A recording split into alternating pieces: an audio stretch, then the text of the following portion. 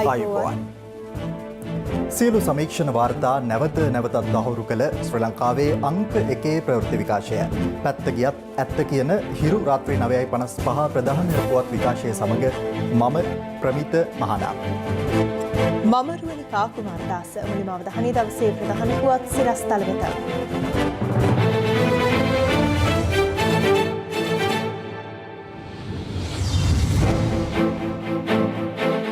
නැගෙනහිර පර්යන්තය මෙරටට එල්ලා සිකුරාදා සිට අකුරට වැඩ කිරීමට වරාය වෘත්තීය සමිති වලින් තීරණයක්. තවත් කොරෝනා වෛරස ප්‍රභේදයක් මෙරටින් හඳුනා ගැනේ. පැතිරීම වේගවත් බවට සෞඛ්‍ය අංශවලින් අනතුරු ඇඟවීම්. මෘතදේහ ආදාහනය අනිවාර්ය කිරීම මානව හිමිකම් උල්ලංඝනයක්. ජිනීවා මානව හිමිකම් කොමිසම කියයි. සහරාන්ගේ ප්‍රහාරයක් ගැන හිටපු ජනපති දැන සිටියා. තැකීමක් නොකළ බව ජනපති කොමිසමේදී හෙළිවෙයි.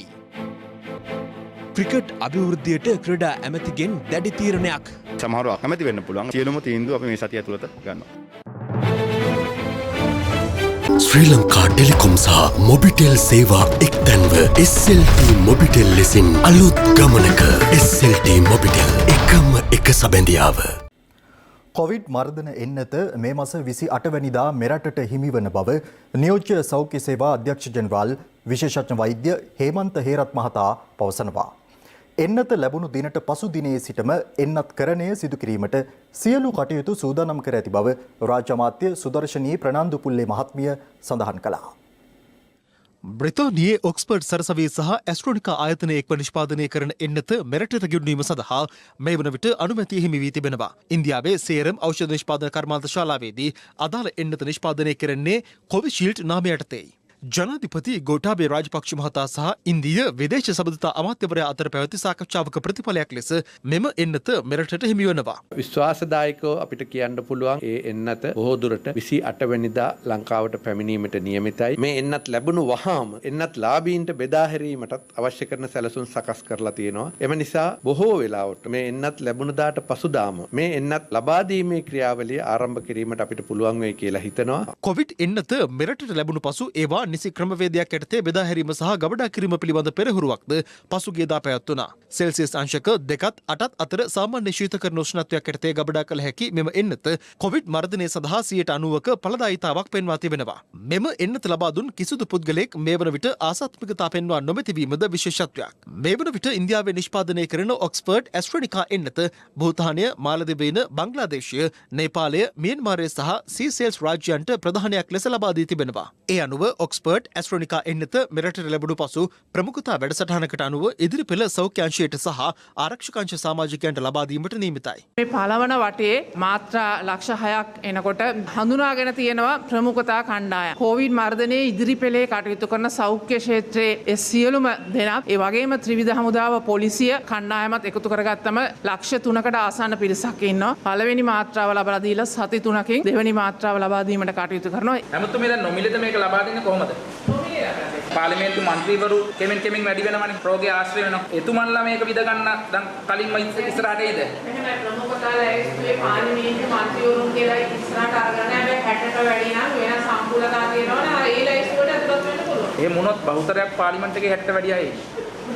එහෙම කොටසකුත් තියෙන අඩු අයත් ගොඩක්. ඉන්දියාවෙන් ලැබෙන මෙම එන්නතට අමතරව චීනයේ නිපද වූ සිනොවැක් එන්නත ප්‍රධානයක් ලෙස ලැබීමට නියමිත අතර රුසියාවේ නිෂ්පාදිත ස්පුට්නික් 5 එන්නත ලබා ගැනීම පිළිබඳව සාකච්ඡා මේ වන විට පැවැත්වෙනවා. මෙරට ජනගහනයෙන් 20%කට සරිලන එන්නත් ප්‍රමාණයක් ලෝක සෞඛ්‍ය සංවිධානයේ කොයක්ස් වැඩසටහන යටතේ ප්‍රධානයක් ලෙස ලැබීමට නියමිතයි. රාජ්‍ය අමාත්‍ය සුදර්ශනී ප්‍රනාන්දු පුල්ලේ මහත්මිය සඳහන් කළේ අවශ්‍ය වුවහොත් කොවිඩ් මර්ධන එන්නත් මිලදී ගැනීමටද කටයුතු කරන බවයි. අපිට කෝවැක්ස් පහසුකම හරහා 120ක එන්නත් ප්‍රමාණයක් නොමිලේ ලැබෙන්නත් නියමිතයි. ඊට අමතරව අවශ්‍ය එන්නත් ප්‍රමාණය මිලදී අරගෙන රටේ ජනතාවට එන්නත ලබා දීම සඳහා මේ වෙන විට රජය සෑදී පැහැදී ඉන්නවා. ෆයිසර් එන්නත ලැබුණොත් අපිට ඒකත් ගබඩා කරන්න, ට්‍රාන්ස්පෝර්ට් කරන්න, ශීතදාමයේ රකිමින් ජනතාවට දෙන්න අවශ්‍ය කරන මූලික පහසුකම් ටික අපි සකස් කරලා තියෙනවා. ඒ අඩුපාඩු ටික සකස් කරන්න සූදානමක් තියෙනවා.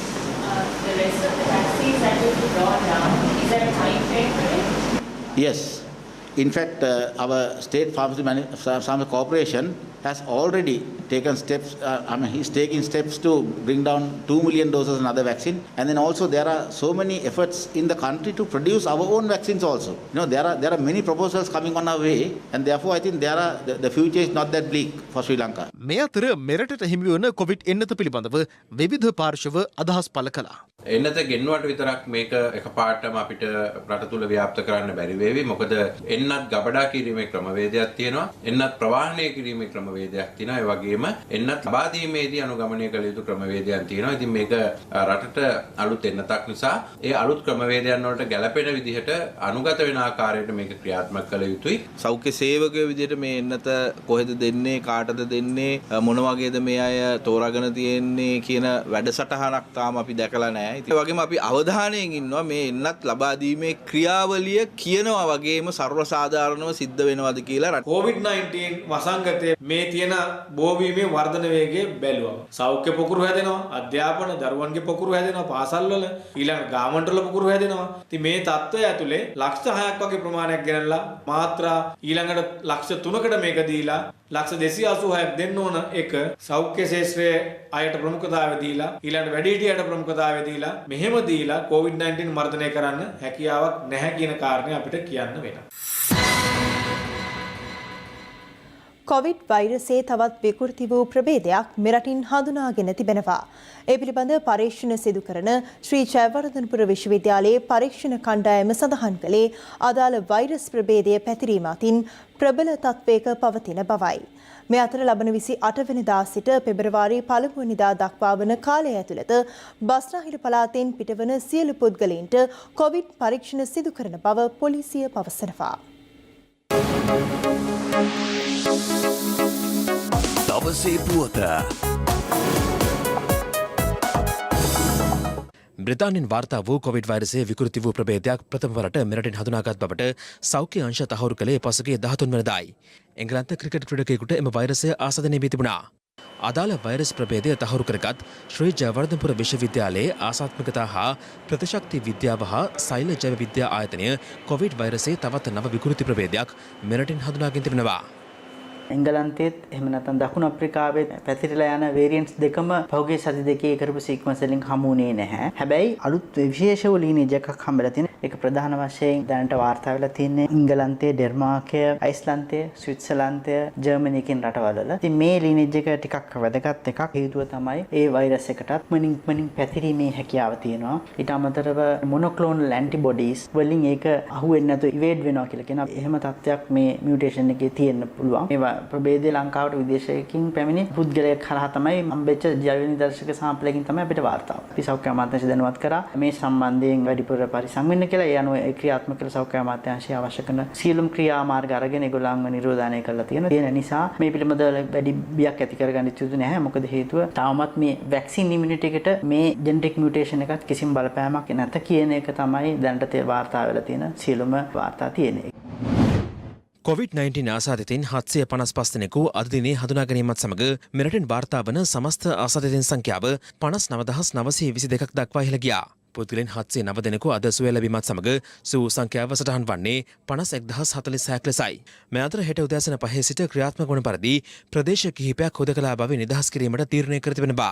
මාස කිහිපයක සිට හොදකලා කර තිබූ බණ්ඩාරගම ප්‍රාදේශීය ලේකම් කොට්ටාසට අයත් අටලුගම ප්‍රදේශයේ ග්‍රාම නිලධාරී වසම් 9ක් ඊට අයත්. ඇහැලියගොඩ ප්‍රාදේශීය ලේකම් කොට්ටාසේ මොරගල ග්‍රාම නිලධාරී වසමද හොදකලා බවින් මුදා හැරීමට නියමිතයි. මේ අතර පූගොඩ මණ්ඩාවල ප්‍රදේශයේ පිහිටි මුවාවර නිෂ්පාදන කර්මාන්ත ශාලාවෙන් නව ආසාදිතයින් 29 දෙනෙකු හඳුනාගෙන තිබෙනවා. ඒ සමග එම කර්මාන්ත ශාලාවෙන් වාර්තා වන ආසාදිතයින් සංඛ්‍යාව 34ක් දක්වා ඉහළ ගියා. මේ අතර කොවිඩ් ආසාදිත ශ්‍රී ලංකා පොදුජන පෙරමුණු පාර්ලිමේන්තු මන්ත්‍රී වසන්ත යාපා බණ්ඩාර මහතා අද පෙරවරුවේ පෙරාදෙණිය කිරිබත්කුඹුර ප්‍රදේශයේ පිහිටි සිය නිවසේ සිට මෙලෙස අදහස් පළ කළා. යම් පරිපාලන කටයුතු වලදී මේට වඩා වේගවත් විය යුතු බවයි මම කියන්නේ. උදාහරණයක් විදිහට දැන් සාම්පල් එක දවසක යවලා ඒ සාම්පල් ගන්න අයගේ නාමලයිස් කරන සමාලක් තව සතියකින් පස්සේ යවනකොට ආයපහු ප්‍රතිඵල දෙන්න යනකොට තව ප්‍රමාදයක් ඇති වෙනවා. මේවා පරිපාලන ඇත්වසේම ප්‍රමාදයක්. වසන්ත යාපා බණ්ඩාර මහතාගේ ආශ්‍රිතයින් ලෙස හඳුනාගත් ඔහුගේ පවුලේ සමාජිකයන් කාර්ය මණ්ඩලයේ පිරිස සහ යටිනුවර ප්‍රාදේශීය සභාවේ මන්ත්‍රීවරයෙකුද මන්ත්‍රීවරයාගේ නිවසේ ස්ව නිරෝධානය වෙමින් සිටිනවා. අද පැවති කැබිනට් තීරණ දැනුම්දීමේ ප්‍රවෘත්ති සාකච්ඡාවේදී වසන්ත යාපා බණ්ඩාර මන්ත්‍රීවරයා සම්බන්ධයෙන් මාධ්‍යවේදීන් ප්‍රශ්න කළා. PCR රිපෝට් එක ලැබෙන්න කොච්චර කාලයක් ගන්නවද? දවසක් ගියා ඊට පස්සේ පැය 14 වුණා 12ක් වුණා දැන් පැය 7ක් 8ක් ඇතුළත දෙන්න පුළුවන් කියන තැන. එතුමාගේ හිතවතා වසන්ත යාපා බණ්ඩාර. එතුමා ගියා කඩු කණ්ඩායම මූලික රෝහලට දවස් 8කට කලින් මේ ටෙස්ට් එක කරගන්න. ප්‍රතිඵලය ආවේ දවස් 8කට පස්සේ COVID පොසිටිව් කියලා. දෙවෙනි එක කරන නෙගටිව්. දැන් ඇමති කෙනෙකුට മന്ത്രി කෙනෙකුට ඔය වගේ තත්ත්වයක් න සාමාන්‍ය ජනතාවට කොහොමද? ඒක ස්ථානයන් වෙනසන. එසේනම් මේ සම්බන්ධව පරීක්ෂණයක් පවත්වයි සෞඛ්‍ය දෙපාර්තමේන්තුව. මේ අතර ගාල්ල කලබල ප්‍රදේශයේ පිහිටි වැඩිහිටි නිවාසයකින් ආසාදිතයින් 5 දෙනෙක් වාර්තා වුණා. මාතර පිටපැද්දර දෑරංගල ප්‍රදේශයේ වැඩිහිටි නිවාසයක වැඩිහිටියන් 12 දෙනෙක් සහ එහි සේවකයෙකුටද වෛරසය ආසාදනය වී ඇති බවයි තහවුරු වී ඇත්තේ. දිවයිනේ විවිධ ප්‍රදේශවල පාසල් දරුවන් කිහිප දෙනෙකුටද කොවිඩ් වෛරසය ආසාදනය වී ඇති බව අදත් තහවුරු වී තිබෙනවා. බදුල්ල ප්‍රදේශයේ පාසල් දෙකක දරුවන් දෙදෙනෙකුට වෛරසය ආසාදනය වී ඇති බව තහවුරු වුණා. ඒ ඔවුන්ගේ පවුල්වල සමාජිකයන්ට වෛරසය ආසාදනය වීමෙන් පසු සිදු කළ පරීක්ෂණවලදී මේ අතර කොටපල ප්‍රදේශයෙන් ආසාදිතයින් 7 දෙනෙකු හඳුනාගෙන ඇති අතර ඉන් දෙනෙකුම පල්ලේගම් ප්‍රදේශයේ එකම පවුලක සමාජිකයින්. ඒ අතර සිටින දරුවන් දෙදෙනෙක් දෙනියාය ප්‍රදේශයේ පාසලක අධ්‍යාපනය ලබන සිසුන් බවටයි හඳුනාගෙන ඇත්තේ. මේ අතර දෙහිඅත්ත කණ්ඩිය නවමැදගම් ප්‍රදේශයේ පාසලක ගුරුවරයෙකුට කොවිඩ් ආසාදිත බව තහවුරු වීමත් සමග අද පෙරවරුවේ පාසල වසා දැමීමට කලාප අධ්‍යාපන බලධාරීන් තීරණය කළා. අම්බලන්ගොඩ පනියන්දුව ගොඩහේන පොල්වත්ත කරමිනිය හා බටතුව යන ග්‍රාම සේවා වසම්වලින් කොවිඩ් ආසාදිතයින් 11 දෙනෙක් වාර්තා වුණා. මෙම පිරිස අතර බටපල ප්‍රදේශයේ පාසලක සිසුවෙක්ද සිටින අතර එම පාසලේ ළමුණු 20 දෙනෙක් සහ ගුරුවරයෙකු ස්ව නිරෝධහණයෙන් ලක් කර තිබෙනවා. දරණේගල ප්‍රදේශයේ පාසලක 11 වෙනි ශ්‍රේණියේ අධ්‍යාපනය ලබන දරුවෙකුටද වෛරසය ආසාදනය වී ඇති බවට තහවුරු වුණා. බලපිටිය ප්‍රදේශයේ කොවිඩ් ආසාදිතයෙකුගේ ආශ්‍රිතයන් සඳහා සිදු කළ PCR පරීක්ෂණ වලින් එම පුද්ගලයාගේ බිරිඳට සහ පෙර පාසල් වයසේ පසුවන දියණියට වෛරසය ආසාදිත බව තහවුරු වී තිබෙනවා. එම දියණිය අධ්‍යාපනය ලබන පෙර පාසලේ දරුවන් 9 දෙනෙකු හා පාලිකාවන් 2 දෙනෙකු සවන් නිරෝධහනයට යොමු කෙරුණා. ආසාදිත දැරියගේ මව උරගස් මංහන්දිය ප්‍රදේශයේ පාසලක ගුරුවරියක්. ඒ හේතුවෙන් අදාළ පාසලේ 2, 3 හා 4 යන ශ්‍රේණිවල ළමුන් 18 දෙනෙකු හා ගුරුවරුන් 9 දෙනෙකු ඇතුළු ඔවුන්ගේ පවුල්වල සමාජිකයන් සවන් නිරෝධහනයට යොමු කර තිබෙනවා. හැටන් කලාප අධ්‍යාපන කාර්යාලයේ නිලධාරිණියකටද වෛරසය ආසාදනය වී ඇති බව තහවුරු වුණා. ඒ හේතුවෙන් එහි සේවය කරන සියලු දෙනාට යලි දැනුම් දෙන තුරු සේවයට වාර්තා නොකරන ලෙස උපදෙස් ලබා දී තිබෙනවා. ආසාදිත නිලධාරිණියගේ පුත්‍රයාට මීට පෙර වෛරසය ආසාදනය වූ බවට තහවුරු අතර ඔහු හැටන් ප්‍රදේශයේ පාසලක 9 වන වසරේ ඉගෙනුම ලබන දරුවෙක්. මේ අතර කොවිඩ් ආසාදිත පාසල් බස් රථ රියදුරන් 3 දෙනෙක් හඳුනාගත් බව පොලිසිය පවසනවා. පසුගිය දින කිහිපය තුළ පොදු ප්‍රවාහන සේවාවල ඒ වගේම පාසල් බස් රථවල රියදුරන් කොන්දොස්තරවරුන් සහායකින් දහසක් පමණ රැපිඩ් ඇන්ටිජන් පරීක්ෂණ වලට බස්නාහිර පළාත තුළ යොමු කර තිබෙනවා. එයින් 30 දෙනෙක් කොවිඩ් ආසාදිතින් බවට හඳුනාගෙන තිබෙනවා. එම මෙහෙයුම් තවදුරටත් ක්‍රියාත්මකයි. මීට අමතරව බ්‍රහස්පතින්දා සිකුරාදා සෙනසුරාදා සහ ඉරිදා යන දිනයන් වල බස්නාහිර පළාතෙන් පිටතට ගමන් කරන සියලුම වාහන ස්ථාන 11කදී රැපිඩ් ඇන්ටිජන් පරීක්ෂාවට ලක් කිරීමේ මෙහෙයුම ක්‍රියාත්මක කරනු ලබනවා. මේ අතර ගම්පහ ඉඩම් රෙජිස්ට්‍රාර් කාර්යාලයේ නිලධාරීන් 10 දෙනෙකුට වෛරසය ආසාදිත බවට තහවුරු වී තිබෙනවා. ඒ හේතුවෙන් එම කාර්යාල පරිශ්‍රය తాවකාලිකව වසා දැමුණා. එම කාර්යාලයේ තවත් නිලධාරීන් 100 දෙනෙකු පමණ සඳහා සිදු කළ පරීක්ෂණ ප්‍රතිඵල ඉදිරියේදී ලැබීමට නියමිතයි. මේ අතර ත්‍රිකුණාමලය ආන්දන් කුලම් ප්‍රදේශයට ඊයේ දහවල් බැලුන් කිහිපයක් පාවී පැමිණ තිබූ අතර ප්‍රදේශවාසීන් චෝදනා කර ඇත්තේ ඒවායේ කොවිඩ් වෛරසය ඇතුළත්ද යන්න පරීක්ෂා කළ යුතු බවයි. ඒ අනුව සෞඛ්‍ය බලධාරීන් විසින් ඒවා පරීක්ෂා කර එහි ගැටලු සහගත තත්ත්වයක් නොමැති බව තහවුරු කර තිබෙනවා. මේ අතර ලෝපුරා ව්‍යාප්ත වන COVID-19 ආසාදිතයින් සංඛ්‍යාව අද කෝටි 10 ඉක්මවා ගියා. ඒ ගෙවුණු දිනේදී ලෝපුරා නව ආසාදිතයින් ලක්ෂ 5කට අධික සංඛ්‍යාවක් වාර්තා වීමත් සමගයි. දවසේ පුවත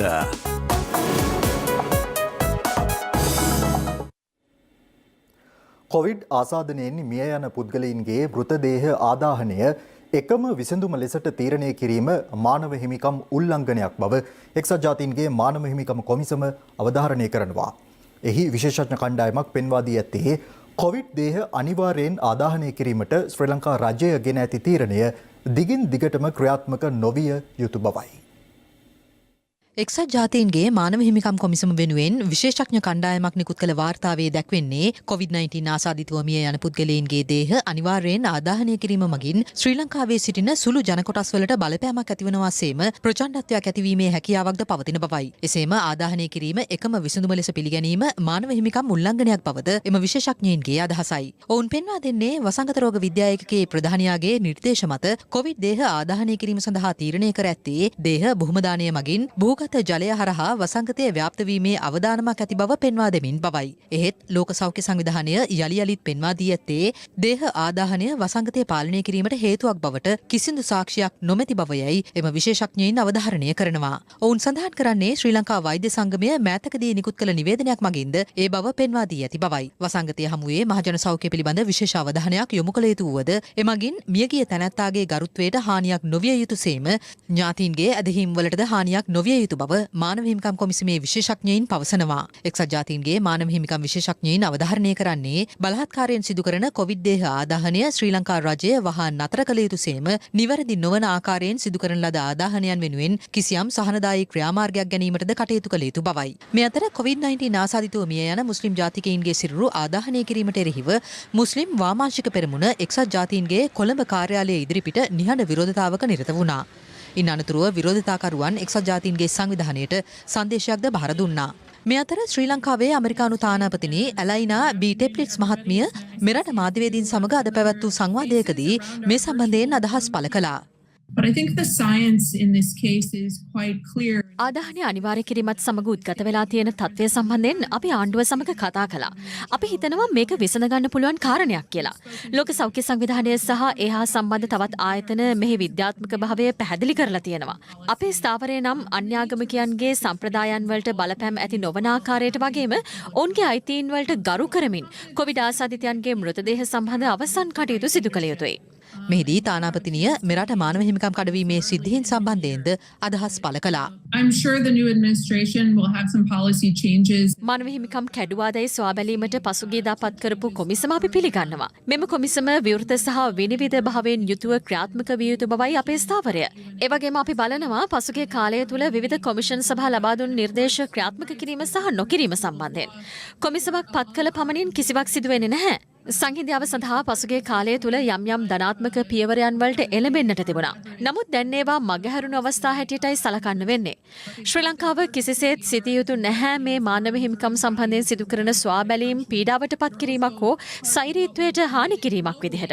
මේ ගැන අපි කතා කරන්නේ ශ්‍රී ලංකාවට සහාය දැක්වීමක් විදිහටයි. එහෙම නැතිව ඒව ක්‍රියාත්මක කළේ නැහැ කියලා දඬුවම් දෙන්න නෙවෙයි. අපි ලංකාව පහත් කරලා සලකනවා වගේ කාරණා සත්‍යෙන් තොරයි. අපිට අවශ්‍ය ප්‍රජාතන්ත්‍රවාදය ශක්තිමත් කරලා සියලු පාර්ශවයන්ගේ අයිතීම් සුරකෙන රටක් ස්ථාපිත කරන්නයි. මේ අතර කොවිඩ් දේහ ආදාහනය හෝ භූමදානය සම්බන්ධයෙන් අවසන් තීරණය ගැනීමට බලය ඇත්තේ අදාළ රටේ සෞඛ්‍ය බලධාරීන්ට බව කැබිනට් මාධ්‍ය ප්‍රකාශක අමාත්‍ය කෙහෙලිය රඹුක්වැල්ල මහතා පවසනවා. අමාත්‍යවරයා මේ බව සඳහන් කළේ වීඩියෝ තාක්ෂණය ඔස්සේ අද පැවති කැබිනට් තීරණ දැනුම් දීමේ ප්‍රවෘත්ති සාකච්ඡාවේදී. ජාතීන්ගේ සංවිධානයේ කණ්ඩායම් හතරක් එම නැත්නම් පුද්ගලයන් 4 දෙනෙක් සම්බන්ධව සඳහන් ඉතින්දී සඳහන වැරදි. මොකද හේතුව ලංකාව ගැන කතා කරනකොට චීනයේ එක ප්‍රාන්තයක් තියෙන ප්‍රාන්තෙට මම ගිහිල්ලා තියෙන. ඒ ප්‍රාන්තේ 100%ක්ම මුස්ලිම් වරු. ඒ ප්‍රාන්තයේ ජනගහනය අපේ මුළු රටේම ජනගහනයට වඩා වැඩි. ඒ නිසා ඒක අර ඇඟිල්ල දික් කළ ජාතිවාදීව කියන එක ප්‍රතික්ෂේප කරනවා.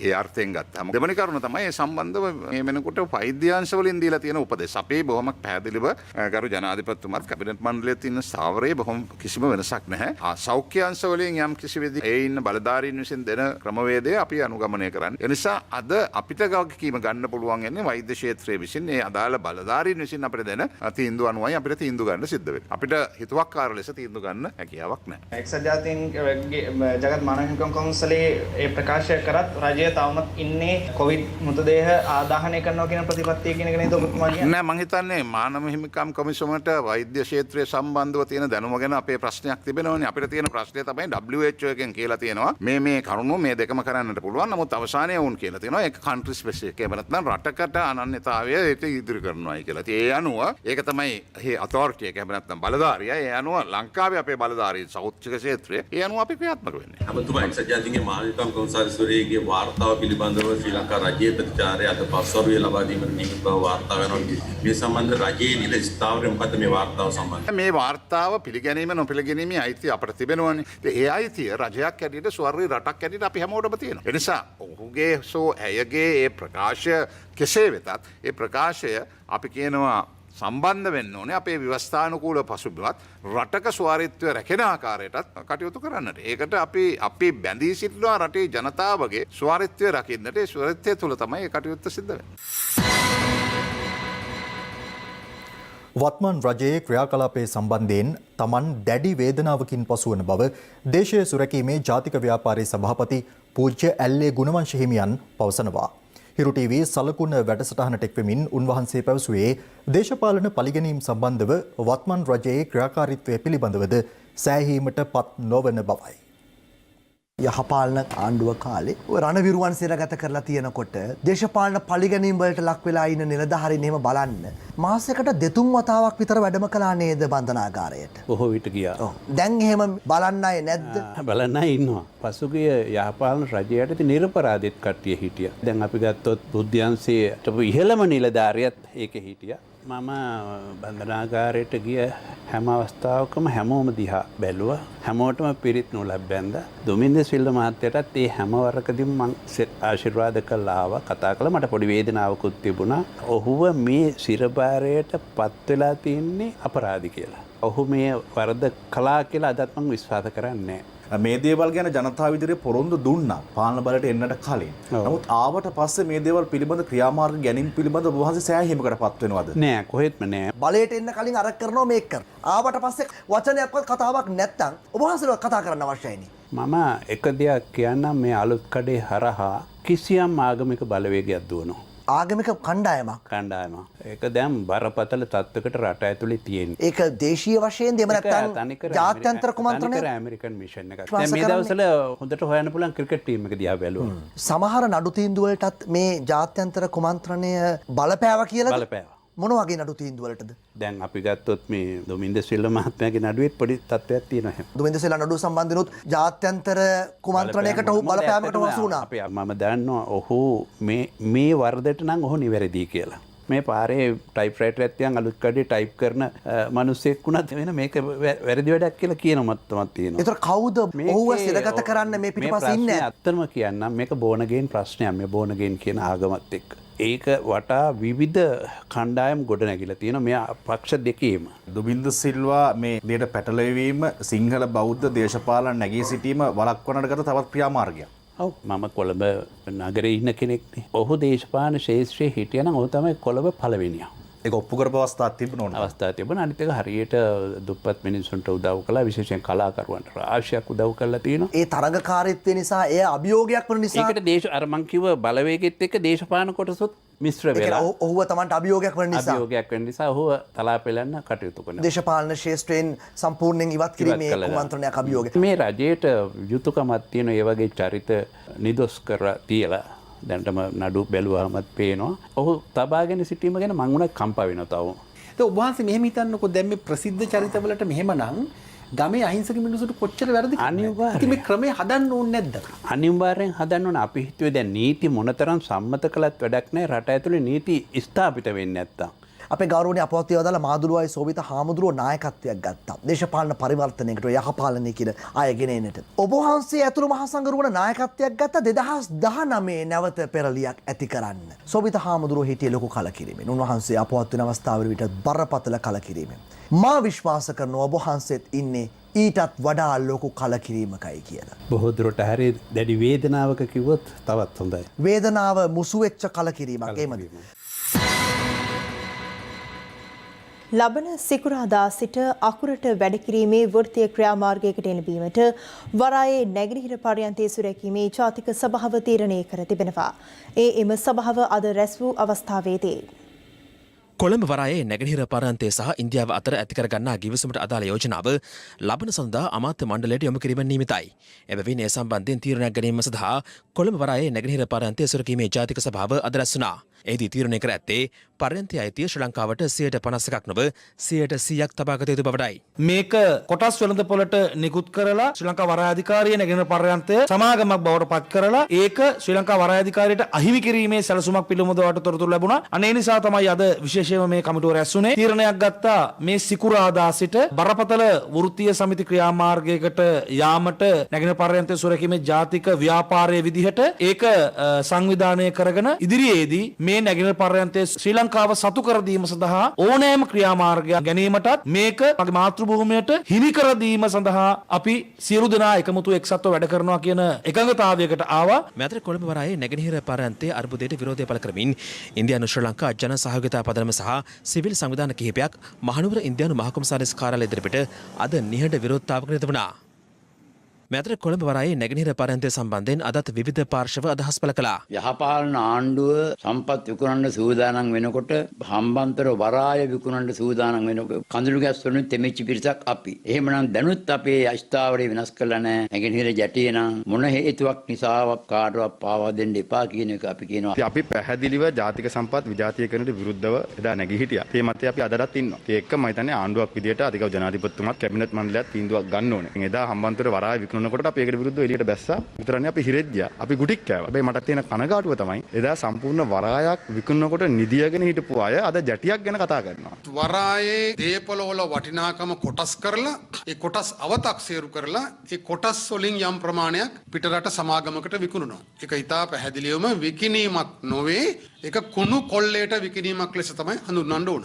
මේකට උපදෙස් දෙන පිරිස් විශාල වශයෙන් බොරු කියමින් ජනාධිපතිවරයා වගේම ආණ්ඩුවේ ඇමතිවරුන් මේ කාරණයට පොළඹවමින් ඉන්නවා. ජනාධිපතිතුමා කවදාවත් අත්නෝමතික විදියට ක්‍රියාත්මක වෙන්නේ නැහැ. ජනාධිපතිතුමාට ඩීල් එකක් දාලා අතයට මුදලක් ගන්න කරන වැඩක් නෙමේ. ජනාධිපතිතුමා ජනතාවගේ පැත්තෙන් කල්පනා කරලා වරායේ සුබ සාධනයේ පැත්තෙන් කල්පනා කරලා කවුරු හරි යෝජනාවක් ගේනවනම් මොන හරි විදියක ආයෝජනයක් විදියට වෙන්න පුළුවන්. කොයියම් ආකාර දේශීය වශයෙන් හරි කවුරු හරි ඉන්නවා නම් මේකට හොඳ යෝජනාවක් ගෙන ජනාධිපතිතුමා ඒක තාමත් විවෘත කරලා තියෙනවා. අපේ කලාපයේ චීනය සහ ඉන්දියාව අතර ප්‍රතිවිරෝධයක් තියෙනවා. චීනයේ ආර්ථික දේශපාලන ආධිපත්‍යය තහවුරු වුණාට ඉන්දියාව කැමති නැහැ. ලංකාවේ වරායක් චීනට දෙනකොට ඉන්දියාව ඉල්ලනවා අපටත් එනම් වරායක් හරි වරායෙන් කැල්ලක් හරි දෙන්න කියලා. ඒ ඉල්ලීමට තමයි යට වෙලා ඉන්නේ මේ. මට දැනෙන හැටි නම් මේකේ වැරදි මතයක ඉඳලා ගොඩක් අය කතා කරන්නේ. මේ පිළිබඳව අපි සිකුරාදා අතිගරු ජනාධිපතිතුමා පාර්ලිමේන්තුවේ කණ්ඩායම අපි හමු වෙනවා. එතනින් පස්සේ අපි තීන්දුවක් ගන්නවා. වෘත්තීය සමිති 22ක් විසින් කරන ඉල්ලීම ප්‍රතික්ෂේප කරන්න කිසිම හේතුවක් නැහැ. වෘත්තීය සමිතිවල අදහසට අනුව නැගෙනහිර ජැටිය පිළිබඳ විකිණීමක්, බදු දීමක් හෝ වෙනත් ආකාරයෙන් පැවරීමක් සිදු නොකළ යුතුයි. වගකිය යුතු පිරිස කියනවා නම් ඒක කරන්න අපට පුළුවන් කියලා ඒ ඇත්තන්ට අවස්ථාව දෙන්න ඕන. එහෙම තමයි රටේ සම්පත් ආරක්ෂා විය යුත්තේ, ආරක්ෂා කළ යුත්තේ.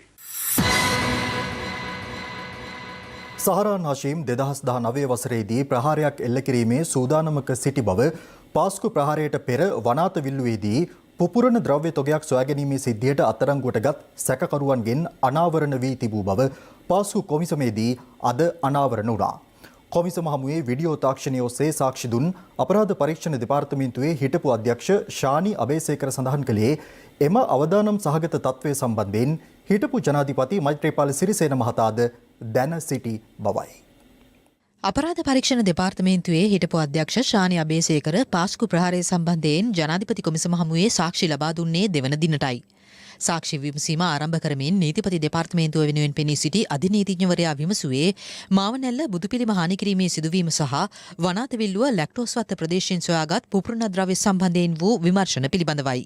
ස්වාමිනී, මාවනැල්ල ආගමික ප්‍රතිමාවලට හානි කිරීම සහ වනාතවිල්ලුව පුපුරණ ද්‍රව්‍ය ගබඩා කිරීමේ සිද්ධීන්වලට නායකත්වය ලබා දී තිබෙන්නේ අන්තවාදී මතදරන සහරාන් හෂීම් බවට ලැක්ටෝස්වත්තේදී අත්අඩංගුවටගත් සැකකරුවන්ගෙන් සිදු කළ ප්‍රශ්න කිරීම්වලදී අනාවරණය වුණා. සහරාන් අත්අඩංගුවට ගැනීමට යනුව ක්‍රියා කළාද? පූර්ණ කාලීනව පොලිස් කණ්ඩායමක් මේ සිද්ධීන් සම්බන්ධයෙන් විමර්ශනය කරන්න යොදවලා තිබුණා. සහරාන් සූක්ෂමව තමයි මේ වැඩ කරලා තිබුණේ. අපි දුරකථන දත්තවලින් තමයි සැකකරුවන්ව හඳුනාගත්තේ. පසුව ජනාධිපති කොමිසම ශානි අබේසේකරගෙන් විමසා සිටියේ ලැක්ටෝස් වත්තේ පුපුරණ ද්‍රව්‍ය සොයා ගැනීමෙන් පසු විමර්ශනවලට දේශපාලන බලපෑම් එල්ල වූයේද යන්නයි. මට චෝදනාවක් ආවා අත්අඩංගුවටගත් සැකකරුවන් දෙදෙනෙක් මුදා හැරියා කියලා. එවක හිටියේ ආණ්ඩුකාර අසත් සාලි සහ ජනාධිපති නීතිඥ ෆයිස මුස්තාපා මගෙන් විමසුවා මේ සැකකරුවන් දෙදෙනා නිදහස් කරන්න කියලා. නමුත් ස්වාමීනි මම එහෙම කළේ නැහැ. ස්වාමීනි අපි 2019 වසරේ මුල් කාලයේදී අනාවරණය කරගත් කරුණු මෛත්‍රීපාල සිරිසේන හිටපු ජනාධිපතිතුමාට පැජට් පාරේ නිවසේදී හමු වෙලා රාත්‍රී කෑම වේලක් ගන්න අතරතුර හිටපු ජ්‍යෙෂ්ඨ නියෝජ්‍ය පොලිස්පති රවි සෙනවිරත්න සහ මම කිව්වා මේ මාවනැල්ල සිද්ධිය සහ ලැක්ටෝස්වත්ත සිද්ධියට නායකත්වය දක්වන්නේ එක පුද්ගලයෙක් කියලා. අපිට සිරිසේන ජනාධිපතිතුමා කිව්වා හරි මම ඔය ගැන සාකච්ඡා කරන්න ආරක්ෂක කවුන්සිලයේදී අවස්ථාව දෙන්නම් කියලා. හැබැයි අපිට අවස්ථාව ලැබුණේ නැහැ ස්වාමීනි. මෙහිදී ජනාධිපති කොමිසම සාක්ෂිකරුගෙන් විමසුවේ සහරාන් මේ රට ලේවිලක් බවට පත් කරනවා යන මතයක් ඉසුළු බව දැන සිටියාද යන්නයි. ඊට පිළිතුරු ලබා දෙමින් ශානි අබේසේකර පැවසුවේ ලැක්ටෝස් වත්ත පුපුරණද්‍රව්‍ය සොයා ගැනීමේදී අත්අඩංගුවටගත් සැකකරුවන්ගෙන් සිදු කළ ප්‍රශ්න කිරීම සහ විමර්ශන මගින් සහරාන් ප්‍රහාරයක් එල්ල කිරීමේ සූදානමක සිටි බවට තොරතුරු වාර්තා වූ බවයි. නමුත් එවක හිටපු ජනාධිපති මෛත්‍රීපාල සිරිසේන මහතාට මෙහි බරපතලකම පැවසුවද ආරක්ෂක කවුන්සිලයට ඒ පිළිබඳ පැවසීමට අපව ආරක්ෂක කවුන්සිලයට කැඳ වූයේ නැහැ යනුවෙන් ඔහු සාක්ෂි ලබා දෙමින් පැවසුවා.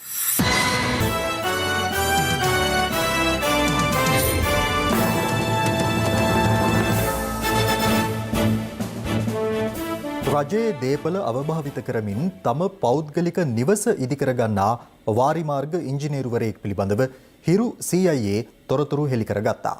බෙලියත්ත කහවත්ත ප්‍රදේශයේ ඇල මාර්ගයක් ඉදිකිරීමට යොදාගෙන ඇති රථවාහන මෙලෙස අවභාවිත කරන බවයි අප කළ ගවේෂණයේදී හෙළි වුණේ.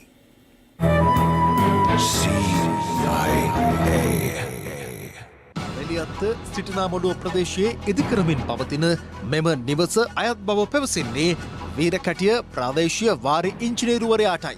ගම්වාසීන් හිරු CIA වෙත තොරතුරු ලබා දුන්නේ මෙම නිවස ඉදිකිරීම සඳහා ඉංජිනේරුවරයා විසින් රජයට අයත් වාහන අවභාවිත කරන බවයි. ඒ පිළිබඳව අප කළ සොයා බැලීමේදී වාරිමාර්ග දෙපාර්තමේන්තුවට අයත් ටැක්ටර් වතුර බවුස ආදිය ඉංජිනේරුවරයාගේ පෞද්ගලික නිවස ඉදිකිරීමට යොදා ගන්නා බව හෙළි වුණා. රාජකාරී අවශ්‍යතා සඳහා ඔහුට ලබා දී ඇති ඩබල් කැබ් රථයද වහඬ ප්‍රවාහනය සඳහා යොදාගෙන තිබුණේ මෙලෙසයි. ඊයේ දිනේදී අත්තිවරම් කැපීම සඳහා ගෙන ආ ස්කැවේටර් යන්ත්‍රය බෙලියත්ත කහවත්ත ප්‍රදේශයේ ඉදිවන ඇලමාර්ගයේ වැඩ කටයුතු සඳහා අද මෙලෙස රැගෙන යන අයුරුද හිරු CIA කැමරාවේ සටහන් වුණා. මෙරට මුළු මහත් ජනතාවගේ බදු මුදලින් නඩත්තු වන රාජ්‍ය ආයතනවල රථවාහන හා දේපල තම නිල බලයෙන් මෙලෙස අවභාවිත කළ හැකිද? රජයේ වගකිව යුතු බලධාරීන් මීට ගන්නා ක්‍රියාමාර්ග කවරේද? හිරු CIA අවධිනෙත අවධානයෙන්.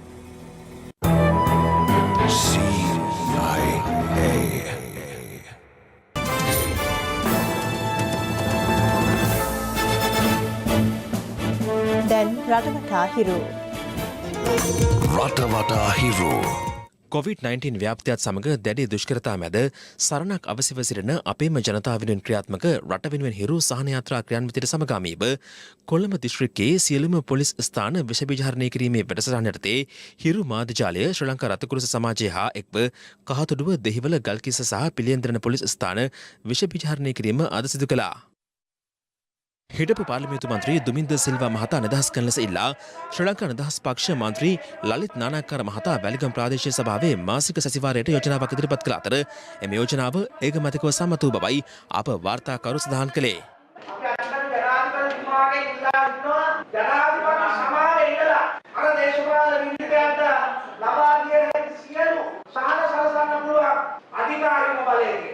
සභාවේ 10 දෙනෙක් ඉන්න දේශපාලන පරිගණකයකට ලකින. මේ 10ක් ඉන්නවා. දුමින්ද සිල්ලා දැන් ඉරකට. ආව නඩුව. ඒ නිසා අපේ අධිකාරී ජනාධිපති දෝර අපේ රාජපක්ෂ ජනාධිපතිතුමාගේ ඉල්ලා හිටිනවා. අනේ විදේශ වාර්තාව අනුව මේ උදේට සාහසසන මාදම්පේ ප්‍රදේශයේ වැලි කැපීමට එරෙහිව ප්‍රදේශවාසීන් 8 දෙනෙකු විසින් පසුගියදා ආරම්භ කළ සත්‍යාග්‍රහය අද වන විට මාරාන්තික උපවාසයක් බවට පත් තිබෙනවා. ප්‍රදේශවාසීන් සඳහන් කළේ සත්‍යාග්‍රහය ආරම්භ කර දින 3ක් ගත වුවත් වගකිව යුතු බලධාරීන්ගේ අවධානය යොමු නොවීම නිසා තමන් මෙම ක්‍රියාමාර්ගයට එළඹුණු බවයි. රුපියල් ලක්ෂ 50කට අධික හෙරොයින් ග්‍රෑම් 526ක් සමග 28 හැවිරිදි පුද්ගලයෙකු වත්තල සිට මගී ප්‍රවාහන බස් රථයකින් පැමිණෙමින් සිටියේදී කැලණිය කොට්ටාස දූෂණ මර්දන ඒකකයේ විසින් අත්අඩංගුවටගෙන තිබෙනවා. සොත්ති උපාල් නැමැති හිටපු පාතාල නායකයාගේ බෑනා වන සංජු නැමැත්තා විසින් මෙම ජාවාරම් මෙහෙවා ඇති අතර අත්අඩංගුවටගත් සැකකරු සංවිධානාත්මක අපරාධකාරී සමාජිකයෙකු වන කුඩු රෝෂාන් නැමැත්තාගේ ප්‍රතිවාදී කල්ලියේ සමාජිකයෙකු බවටද තොරතුරු වාර්තා වනවා. 2019 අධ්‍යයන පොදු සහතික පත්‍ර උසස් පෙළ සිසුන්ගේ කඩේම් ලකුණු ගැටලුව සම්බන්ධයෙන් අසාධාරණ ලක් වූ සිසුන් වහාම විශ්වවිද්‍යාලවලට බදවා ගන්න ඉල්ලා සිසුන් පිරිසක් සහ ඔවුන්ගේ මව්පියන් පිරිසක් අද පස්වරුවේ ලිප්ටන් බටරම් ඉදිරිපිටදී විරෝධතාවක නිරත වුණා. හම්බන්තොට යෝජිත වන අලි කළමනාකරන රක්ෂිතය ගැසට් කිරීම ඇතුළු ඉල්ලීම් කිහිපයක් මුල් කරගනිමින් ගොවීන් පිරිසක් ආරම්භ කළ සත්‍යග්‍රහයට අදට දින 8ක් ගතවන අතර ඔවුන් පවසන්නේ තම ඉල්ලීම් ඉටුවනතුරු සත්‍යග්‍රහය අත් නොහරන බවයි. මේ අතර එම ස්ථානයට ඊයේ දිනේ විපක්ෂ නායක සජිත් ප්‍රේමදාස මහතා පැමිණි අතර ඔහු ගොවින්ගේ ගැටලු සම්බන්ධයෙන් විමසා සිටියා. මේකට ඔබතුමාගේ අවධානය යොමු කරන්න. ඔබතුමා මේ දිස්ත්‍රික්කේ ඔබතුමා මේ ප්‍රශ්නය පිළිබඳව හොඳට දන්නවා. නමුත් ප්‍රශ්නය විසඳ ගන්න බැරි වුණා ඔබතුමාට. කතරගම වැඩිහිටි කන්ද විහාරස්ථානයට ඊයේ පස්වරුවේ පැමිණි පිරිසක් කලාකාරී ලෙස හැසිරෙන ආකාරය එහි තිබූ ආරක්ෂක කැමරාවක සටහන් වී තිබුණේ මෙලෙසින්.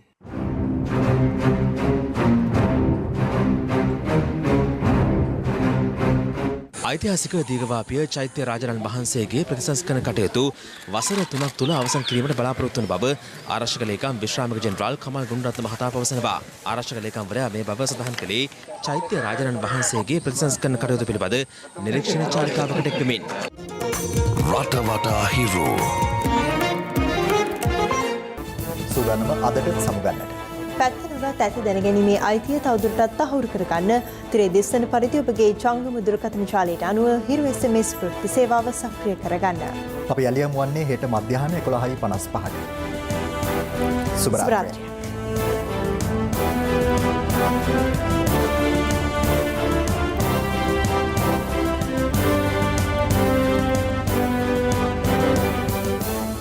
සිග්නල් ස්ට්‍රෝං ටේට් මයික්‍රෝකැල්සියම් සහ ප්‍රෝෆ්ලෝරයිඩ් සංයෝගය දත් ශක්තිමත් කරයි.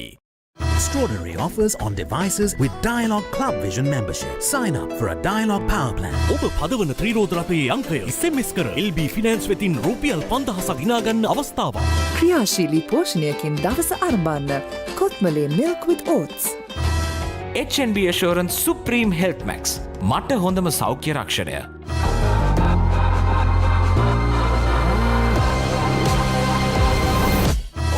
රෙජිස්ටර්ඩ් වාහන ප්‍රශ්නකට රෙජිස්ටර්ඩ් උත්තරේ ඇසට් ලයින් ලීසිං